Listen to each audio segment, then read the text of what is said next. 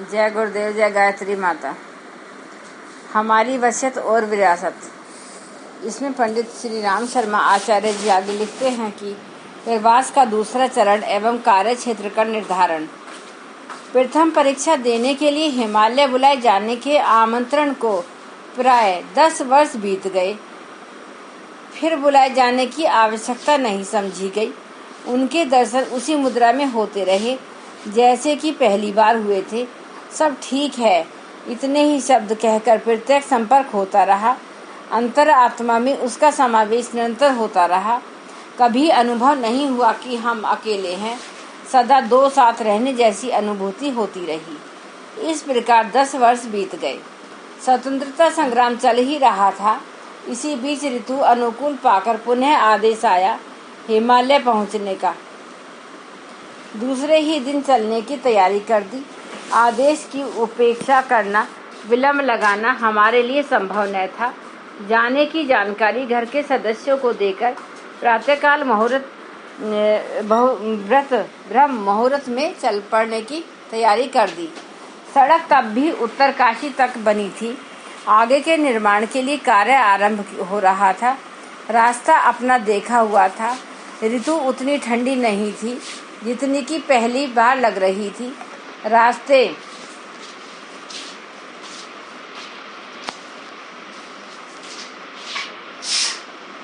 पर आने जाने वाले मिलते रहे। चट्टियाँ, ठहरने की छोटी धर्मशालाएं भी सर्वथा खाली नहीं थी। इस बार कोई कठिनाई नहीं हुई।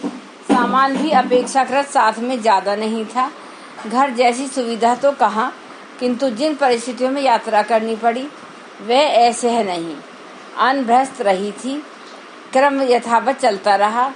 पिछली बार जो 3 परीक्षाएं ली थी, इस बार उनमें से एक से भी पाला नहीं पड़ा। जो परीक्षा ली जा चुकी है उसी को बार बार लेने की आवश्यकता भी नहीं समझी गई। गंगोत्री तक का रास्ता ऐसा था जिसके लिए किसी से पूछताछ नहीं करनी पड़ी। गंगोत्री से गोमुख के 14 मील ही ऐसे हैं जिनका रास्ता बर्फ पिघलने के बाद हर साल बदल जाता है। चट्टानें टूट जाती हैं और इधर उधर गिर पड़ती हैं। छोटे नाले भी चट्टानों से रास्ता रुक जाने के कारण अपना रास्ता इधर से उधर बदलते रहते हैं। नए वर्ष का रास्ता यूँ तो उस क्षेत्र से परिचित किसी जानकारी को लेकर पूरा करना पड़ता था, या फिर अपनी विशेष बुद्धि का सहारा लेकर अनुमान के आधार पर बढ़ते हुए रुकावट आ जाने पर लौटकर दूसरा रास्ता खोजने का क्रम चलता रहा। इसी प्रकार गोमुख जा पहुँचे। आगे के लिए गुरुदेव का संदेश वाहक साथ जाना था। वह भी सूक्ष्म शरीरधारी था। छाया पुरुष यों वीरभद्र स्तर का था। समय समय पर वे उसी से अनेकों काम करा लिया करते थे। जितनी बार हमें हिमालय जाना पड़ा तब नंदनवन और ऊंचाई तक तथा वापस गोमुख पहुंचने का काम उसी के जिम्मे था। सो उस सहायक की सहायता से हम अपेक्षाकृत कम समय में और अधिक सरलता पूर्वक पहुंच गए। रास्ते पर दोनों ही मौन रहे। नंदनवन पहुंचते ही गुरुदेव का सूक्ष्म शरीर प्रत्यक्ष रूप में सामने विद्यमान था। उनके प्रकट होते ही हमारी भावनाएं उमड़ पड़ी। होठ कांपते रहे, नाक गीली होती रही। ऐसा लगता रहा मानो अपने ही शरीर का कोई खोया हुआ अंग मिल गया हो और उसके अभाव में जो अपूर्णता रहती हो सो पूर्ण हो गई हो। उनका सिर पर हाथ रख देना हमारे प्रति अगाध प्रेम के प्रकटीकरण का प्रतीक था। अभिवादन आशीर्वाद का शिष्टाचार इतने से ही पूर्ण हो गया। गुरुदेव ने हमें संकेत किया। ऋषि सत्ता से पुनः मार्गदर्शन के लिए जाने के विषय में हृदय रोमांच हो उठा।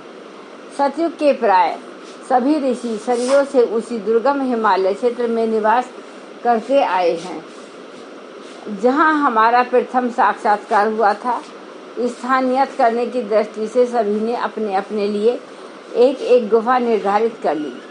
वैसे शरीरचर्या के लिए उन्होंने स्थानीयत करने या साधन सामग्री जुटाने की कोई आवश्यकता नहीं है।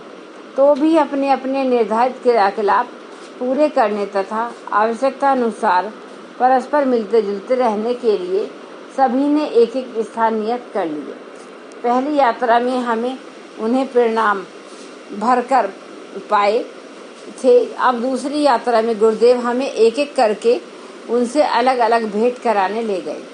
परोक्ष रूप से आशीर्वाद मिला था। अब उनका संदेश सुनने की बारी थी। दिखने को हल्के से प्रकाश पुंज की तरह दिखते थे, पर ऋषियों का सतयुग वाला शरीर भी यथावत दिखने लगा। ऋषियों के शरीर की जैसी संसारी लोग कल्पना किया करते हैं, वे लगभग वैसे ही थे। शिष्टाचार पाला गया। उनके चरणों पर अपना मस्तक रख दिया गया। उन्होंने हाथ का स्पर्श किया। जैसा सिर पर रखा उतने भर से रोमांच हो उठा। आनंद और उल्लास की उमंगें फूटने लगी। बात काम की चली। हर एक ने परामाणी में कहा, हम स्थूल शरीर से जो गतिविधियां चलाते थे, अब वे पूरी तरह समाप्त हो गई हैं। फूटे खंडहरों के अवशेष हैं। जब हम लोग दिव्य दृष्टि से उन क्षेत्रों की वर्तमान स्थिति को देखते हैं तो बड़ा कष्ट होता है। गंगोत्री से लेकर हरिद्वार तक का पूरा ऋषि क्षेत्र है। इस एकांत मात्र में तपश्चर्या की विद्या पूरी होती है। उत्तर काशी में जैसा जमदग्नि का गुरुकुल आरण्यक था, जहाँ तहाँ वैसे अनेक ऋषि आश्रम संव्याप्त थे। ऋषि अपने अपने हिस्से की शोध तपस्याएं करने में संलग्न रहते थे। देवताओं के स्थान पर वहाँ थे जहाँ आज लोग कल हम लोग अब रहते हैं। हिमयुग के उपरांत न केवल स्थान ही बदल गए, वरन गतिविधियां बदली तो क्या पूरी तरह समाप्त ही हो गईं। उनके चिन्ह भर शेष रह गए। उत्तराखंड में जहाँ तहाँ देवी देवताओं के मंदिर तो बन गए ताकि उन पर धनराशि चढ़ती रहे और पुजारियों का गुजारा होता रहे, पर इस बात को कोई न पूछने वाला है न बताने वाला कि ऋषि कौन थे, कहाँ थे, क्या करते थे। उससे उनको कोई भी चिन्ह भी अब बाकी नहीं रहा। हम लोगों की दृष्टि में ऋषि परंपरा की तो अब इस एक प्रकार की प्रलय ही हो गई है। लगभग यही बात उन 20 ऋषियों की ओर से कही गई जिनसे हमारी भेंट कराई गई। विदाई देते समय सभी की आंखें डबडबाई सी दिखी। लगा कि सभी व्यक्ति व्यथित हैं, सभी का मन उदास है और भारी है। पर हम क्या कहते, इतने ऋषि मिलकर जितना भार उठाते थे उसे उठाने की अपनी सामर्थ्य भी तो हो। उन सबका मन भारी देखकर अपना चित्त द्रवित हो गया। सोचते रहे, भगवान ने किसी लायक हमें बनाया होता तो इन देव पुरुषों को इतना व्यथित होते हुए देखते हुए चुप्पी साधकर ऐसे ही वापस न लौट जाते। स्तब्धता अपने ऊपर छा गई थी और आंखें डबडबाने लगी थी। प्रभावित होने लगा था। इतने समर्थ ऋषि, इतने असहाय, इतने दुखी, यह उनकी वेदना हमें बिच्छू के डंक की तरह पीड़ा देने लगी। जय गुरुदेव, जय गायत्री। एक बार गायत्री मंत्र हमारे साथ साथ। ओम भूर्भुवः स्वः तत्सवितुर्वरेण्यं